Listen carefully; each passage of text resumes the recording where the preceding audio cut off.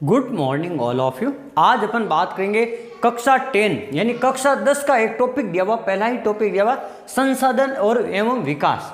यानी संसाधन क्या है और संसाधनों का विकास किस प्रकार से। तो सबसे पहले अपन को शब्दावली दी हुई, उन शब्दावली के ऊपर बात करें। जैसे एजेंडा 21 दिया हुआ है और सतत पोषणीय विकास, और एक अपन बात करेंगे इस शब्द संसाधन की परिभाषा की। तो संसाधन होते क्या, देखो यानी संसाधन क्या है। तो देखो मैंने एक यहाँ पे चित्र बना रखा है, ये वाला जो तो आपका ट्रायंगल है, ये क्या दर्शाता, ये दर्शाता है कि ये मानव है। मानव प्रकृति से, प्रौद्योगिकी यानी तकनीकी से और संस्थाओं के द्वारा, यानी मानव इस प्रकृति से अपनी बुद्धि बल से, अपने दिमाग से, यानी कुछ भी जो अनावश्यक चीजें हैं उनको आवश्यक रूप में परिवर्तन करके अपने उपयोग में लाने के लिए जो भी चीजें बनाता है वो सारे क्या कहलाते हैं, संसाधन कहलाते हैं। जैसे मान लो मेरे पास में ये मार्कर है, तो मानव ने अपने उपयोग के लिए ये बनाया है, तो ये मेरे लिए क्या हो गया, साधन हो गया। तो इसी प्रकार अपन बात करते हैं संसाधन, यानी मानव उपयोग में लिए जाने वाले सारे साधन या सारी चीजें, वस्तुएं, वो अपने आप में क्या है, एक प्रकार से संसाधन है। तो देखो अब इन्हीं संसाधन मानव किस प्रकार से, यानी प्रकृति के अंदर मान लो कोई चीज है, जैसे मान लो लोहा है, लोहा अयस्क है, ये लोहा अयस्क है। इस लोहा अयस्क को मानव क्या करेगा, प्रौद्योगिकी के माध्यम से, उद्योगों के माध्यम से इसे कच्चे लोहे को पक्के लोहे के रूप में बदलेगा और उनसे कुछ वस्तुएं बनाएगा। जैसे लोहे की टेबल बना दी, लोहे का फैन बना दिया, लोहे की कुर्सी बना दी, लोहे से हथौड़ा बना दिया, लोहे से मान लो किसी प्रकार की स्टैंड बना दी, दरवाजा बना दिया किसी प्रकार के। तो ये सब क्या है, मानव द्वारा निर्मित, यानी मानव अपने बुद्धि बल से, यानी अपनी प्रौद्योगिकी के उपयोग से उस वस्तु को, कच्चे लोहे को क्या कर दिया इन्होंने, ये पक्के लोहे में और उनसे वस्तुएं बना दी। तो ये मानव ने क्या कर दिया, उसका एक साधन बना दिया है। उसी को अपन क्या कहते हैं, संसाधन। और ये बनाने वाले कौन हैं, ये अलग अलग उद्योग हो सकते हैं, अलग अलग संस्थाएं हैं जो अपने बुद्धि बल के माध्यम से क्या करती है, इसको प्राप्त करती है, संसाधनों को बनाती है। तो ये जो है मानव के अंदर, ये मानव प्रकृति से प्राप्त करता है कच्चे वस्तुओं के रूप में, फिर प्रौद्योगिकी से, फिर अपन की संस्थाओं के माध्यम से, इन सब के माध्यम से संसाधन का अपन किस प्रकार से नए पुरानी वस्तु से नई वस्तुओं के रूप में अपन उपयोग लेते हैं, वो सभी क्या कहलाते हैं, आपके साधन, वो सभी साधन संसाधन कहलाते हैं। फिर अपन बात कर रहे हैं, देखो यहाँ दिया हुआ सतत पोषणीय विकास। देखो सतत पोषणीय विकास या एजेंडा 21 क्या है, आपको पता है कि जो पर्यावरण, ये जो आपका ये पर्यावरण प्रदूषण है, इसको बचाने के लिए, पर्यावरण प्रदूषण का संरक्षण करने के लिए एक पृथ्वी सम्मेलन बुलाया था विश्व स्तर पर, और 1992 में बुलाया। कब बुलाया था पृथ्वी सम्मेलन, आपको बता देते हैं। ये जो आपका पृथ्वी सम्मेलन है, पृथ्वी सम्मेलन, और पृथ्वी सम्मेलन आया था 1992 में। ये आपको इसमें पृथ्वी सम्मेलन में एक विश्व स्तर का एक सम्मेलन बुलाया गया सभी देशों का, और 1992 में उनमें कहा गया कि पर्यावरण के संरक्षण के लिए उन्होंने कहा गया अपन सतत पोषणीय विकास की अवधारणा के बारे में, इस अवधारणा पे जोर देते हैं, सतत पोषणीय विकास की अवधारणा। और सतत पोषणीय विकास की अवधारणा को बनाए रखने के लिए या इसके संरक्षण के लिए यहाँ पे 21 बातें, यानी मुख्य रूप से जो 21 बिंदुओं पे चर्चा की गई थी, उन्हीं 21 बिंदुओं को अपन क्या कहते हैं, एजेंडा 21 कहते हैं। क्या कहते हैं, एजेंडा 21। तो सतत पोषणीय विकास क्या है, अब उनमें 21 बिंदुओं पे किन किन बिंदुओं पे जोर दिया गया, लेकिन आपको पहले पता होना चाहिए सतत पोषणीय विकास क्या। सतत यानी लगातार, पोषण करने वाला, और विकास यानी विकास। तो देखो यानी वर्तमान पीढ़ी को ध्यान में रखते हुए, यानी अपन कह सकते हैं भावी पीढ़ी को ध्यान में रखते हुए और वर्तमान संसाधनों के माध्यम से भविष्य में किए जाने वाले या वर्तमान में किए जाने वाले जो भी संसाधन का उपयोग वो इस प्रकार से करे ताकि पर्यावरण में प्रदूषण बिल्कुल ना हो, नगण्य हो, न के बराबर हो, और संसाधनों का सीमित या अपन कह सकते हैं लिमिट, यानी सीमित तरीके से उपयोग किया जा सके। इस प्रकार के विकास को अपन क्या कहते हैं, सतत पोषणीय विकास कहते हैं। यानी भावी पीढ़ी के लिए भी बचा रहे और वर्तमान की सुविधा, वर्तमान की आवश्यकताओं की पूर्ति हो, ठीक है, और पर्यावरण प्रदूषण भी ना हो। इस प्रकार का जो विकास कहलाता है वो आपका सतत पोषणीय विकास कहलाता है। एक इसमें टॉपिक दिया हुआ है भू उपयोग। भू उपयोग क्या होता है, यानी का जैसे भारत के संदर्भ में अपन बात की जाए तो भारत के संदर्भ में भूमि का किस प्रकार से उपयोग किया जाता है। तो देखो सबसे पहले अपन बात करते हैं, जैसे मान लो अपन ऐसे पाई चार्ट से अपन भूमि का उपयोग दर्शाते हैं। भू उपयोग का मतलब है भारत में किस प्रकार से भूमि का उपयोग है, कितनी प्रतिशत भूमि पड़ती भूमि है, किसी प्रतिशत बंजर भूमि है, कितने प्रतिशत वन है, कितने प्रतिशत क्या है। तो देखो सबसे ज्यादा जो भूमि का उपयोग है वो शुद्ध बोए गए क्षेत्रफल में आता है, शुद्ध बोए गए क्षेत्र में, ठीक है ना, शुद्ध बोया गया क्षेत्र। तो ये ध्यान रखना, ये शुद्ध बोया गया क्षेत्र है और ये कितना है, लगभग देखो 45.5%, यानी लगभग जो 50% भाग है आपका इस चार्ट का, ये आपका क्या कहलाता है, शुद्ध बोया गया क्षेत्र कहलाता है। क्या कहलाता है, शुद्ध बोया गया क्षेत्र। केवल 5% ही कम है। तो आधे भाग पर विश्व में भारत एक ऐसा देश है जहां पर सबसे ज्यादा शुद्ध बोया गया क्षेत्रफल मिलता है और जोत का आकार भी बड़ा मिलता है, ठीक है। तो ये हो गया भारत, यहाँ पे शुद्ध बोए गए क्षेत्र आपको मिलेगा लगभग 45.5%। तो एक तो सबसे ज्यादा वाला ध्यान रखना और एक सबसे कम वाला। तो देखो अब अपन में बात करते हैं शुद्ध बोए गए क्षेत्र, ये इतना हो गया, यानी ऐसी भूमि जिस पर कृषि फसलें वर्तमान में अपन बोते हैं वो होता है शुद्ध बोए गए क्षेत्रफल। एक होता है बंजर भूमि और अकृषि योग्य भूमि। देखो ऐसी भूमि जो बेकार पड़ी है और वो बंजर है जिस पर कृषि योग्य उसको नहीं बनाया जा सकता, उसको बनाया भी नहीं जा सकता कृषि योग्य, उसे अपन क्या कहते हैं, अयोग्य, कृषि अयोग्य भूमि। वो कितनी है, 5.5%, 5.5% है।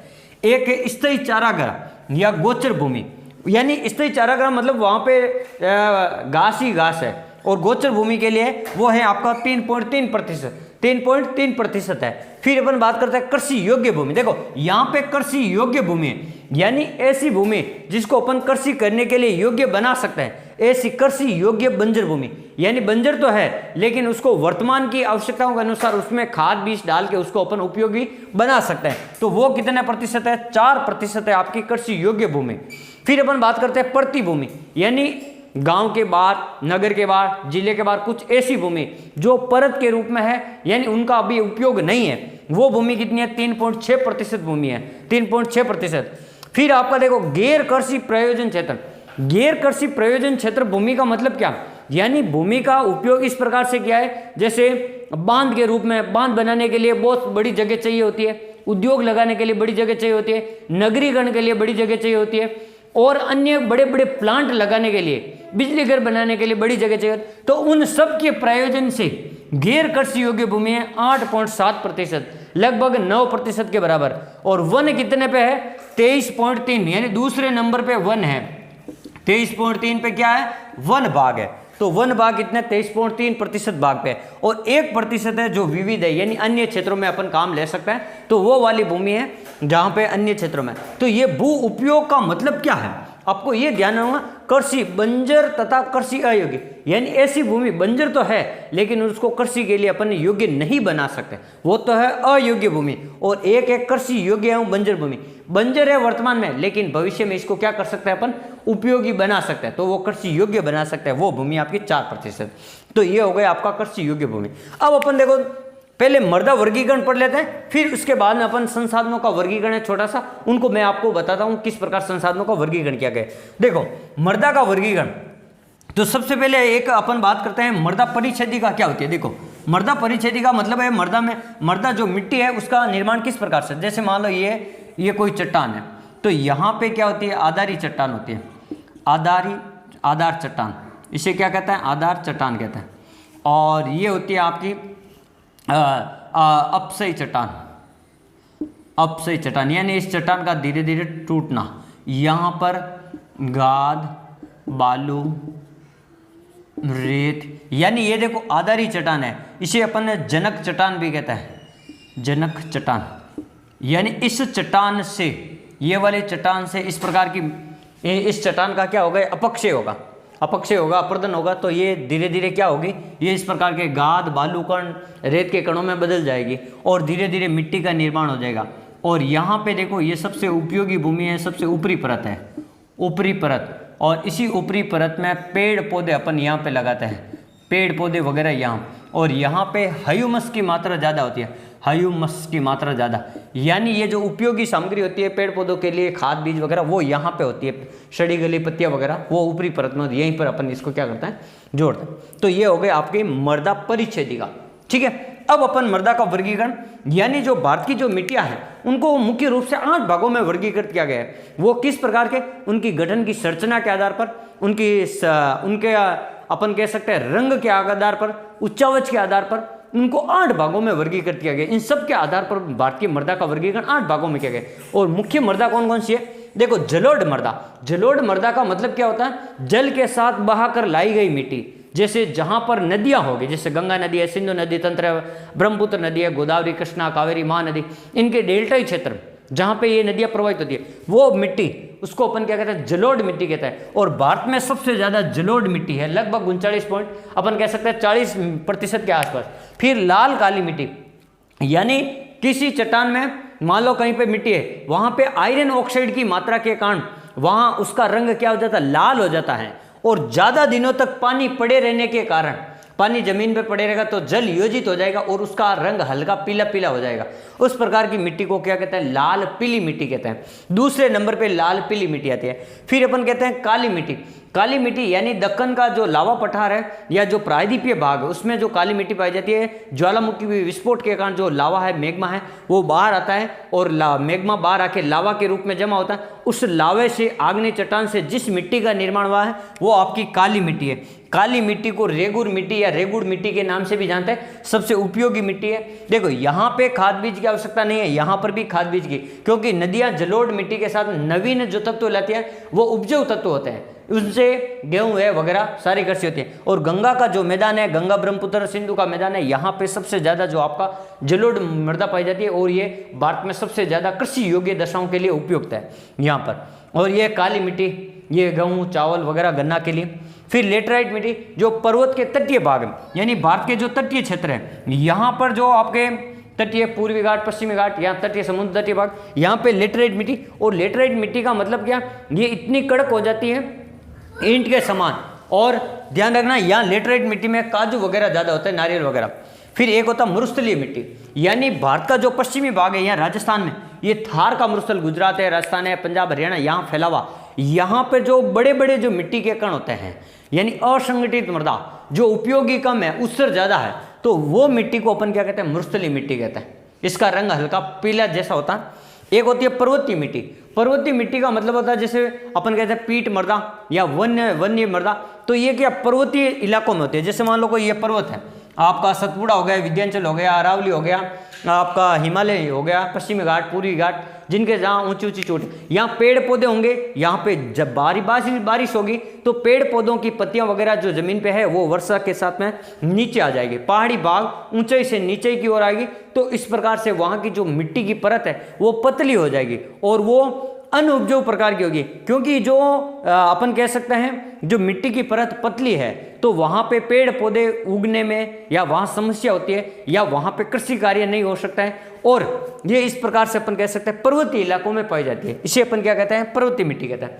अब देखो संसाधनों का वर्गीकरण अपन मुख्य रूप से कई प्रकार से पढ़ सकते हैं। देखो एक संसाधन का वर्गीकरण है, मैं आपको 2-3 प्रकार से बता देता हूं। जैसे संसाधन का वर्गीकरण, एक अपन पढ़ते हैं जैविक और अजैविक वर्गीकरण संसाधनों का। एक अपन पढ़ते हैं निजी, एक हो जाएगा सार्वजनिक और एक हो जाएगा सहकारी। ठीक है। और एक वर्गीकरण में अपन ये भी पढ़ सकते हैं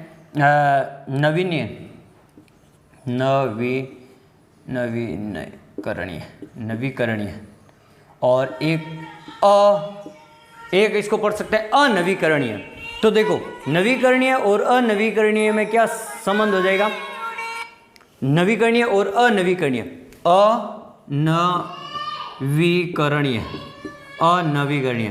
तो देखो अब ये जो संसाधनों का जो वर्गीकरण है मुख्य रूप से देखो जैविक संसाधन में क्या कहलाते हैं, जीव जंतु पेड़ पौधे वगैरह, और अजैविक में संसाधन में क्या है, जल प्रकाश मृदा। तो यह मैं लिख देता हूं, जैविक संसाधन के रूप में अपन किसको पढ़ते हैं, देखो यहां अपन पढ़ते हैं पेड़ पौधे जंतु और मानव वर्ग, ये हो जाएगा आपके जैविक में।